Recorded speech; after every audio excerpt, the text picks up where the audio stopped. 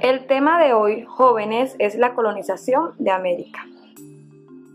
La colonización europea del continente americano fue un proceso histórico de aprobación y ocupación de los tripulantes ultramarinos recién descubiertos por Colón en el año 1492 por parte de las grandes potencias europeas. Los principales interesados en el reparto del llamado Nuevo Continente fue el Imperio Español, el Imperio Portugués y posteriormente el Imperio Británico, el Reino de Francia, los Países Bajos. También existieron iniciativas mucho menores por parte de Alemania, Dinamarca, Suecia, Rusia, Italia y Escocia. Este proceso se inició a finales del siglo XV y culminó con las numerosas guerras de independencia en el siglo XVIII, que dieron origen a un conjunto de jóvenes repúblicas autónomas, cuyo destino eran convertirse en los actuales países americanos. En líneas generales se entiende por colonización del continente americano el conjunto de dos etapas, la conquista de América y la colonización. La conquista fue periodo de violentos enfrentamientos entre los invasores europeos y los distintos y numerosos pueblos aborígenes americanos. Ejemplo, el imperio azteca o el imperio incaico, entre muchos otros. Está la colonización, que durante la cual se fundó una sociedad colonial definida y dependiente en Europa, en América. Y su estructura está basada en aquellas clases raciales bien delimitadas, es decir, negros, indios y blancos.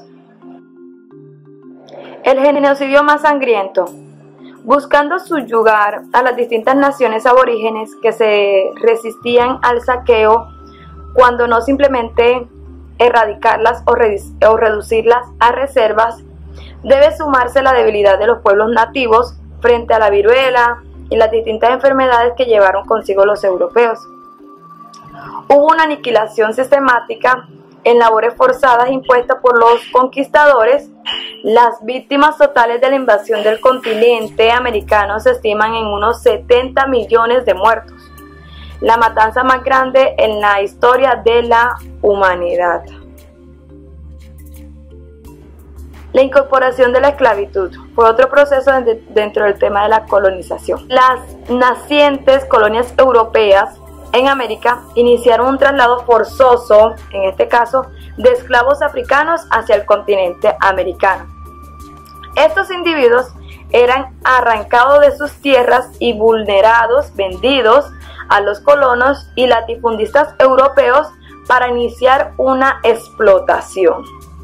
Los negros esclavos carecían de todo tipo de derechos y estaban sujetos a la voluntad de los amos blancos. Otro proceso es la expansión de la Iglesia Católica.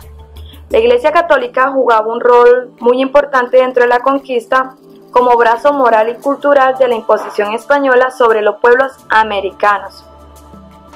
El principio de tierras para la cristiandad o de ganar almas para la Iglesia justificaba el principio de la violencia como un mecanismo de conversión forzosa. Acá tenemos otro proceso que es el mestizaje. Dentro de los principales grupos raciales, ya se las había mencionado en unas clases anteriores. Entonces tenemos que el español con el indígena, tenemos mestizo, negro con español, mulatos, indio con negro, tenemos zambos. Y por acá tenemos la sociedad de las colonias de clase. En este caso encontramos español y criollos que hacen parte de la cúpula alta. En este caso los españoles tienen más poder que quizás los criollos. Están los mestizos, los indígenas y los esclavos.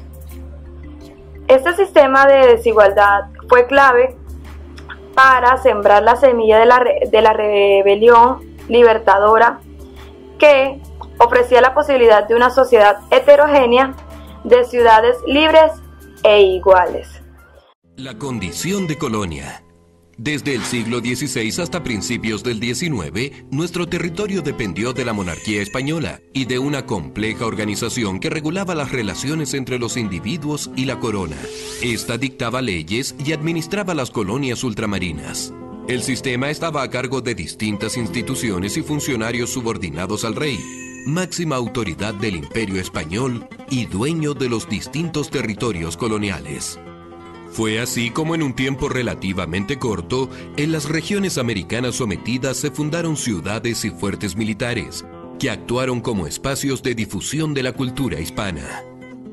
A medida que avanzaba la conquista, se estrechaban los lazos de dependencia de América con España, los que terminaron abarcando todos los ámbitos de la vida social. La cultura americana se modificó de manera definitiva con la difusión del idioma español y de la religión católica. La economía americana se reorientó hacia las necesidades españolas y se generaron nuevas formas de relaciones laborales.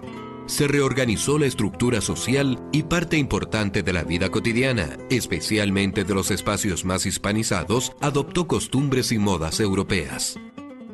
No obstante esta estrecha dependencia, el poder efectivo de la monarquía hispana no se hizo sentir de igual manera en todo el territorio americano. En muchos casos, los controles políticos, sociales y económicos aplicados al conjunto de las colonias ultramarinas no resultaron del todo eficaces. Esta situación se vio acentuada en aquellos territorios considerados problemáticos, como por ejemplo el chileno y el guatemalteco, en donde los funcionarios imperiales no lograron consolidar su autoridad.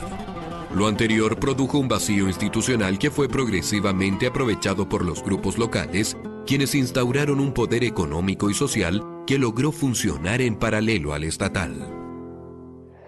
Bueno, jóvenes, espero que hayan podido aprender del tema en el día de hoy. Es una características generales de lo que ha sido la colonia o de lo que fue la colonia en América por parte de los europeos.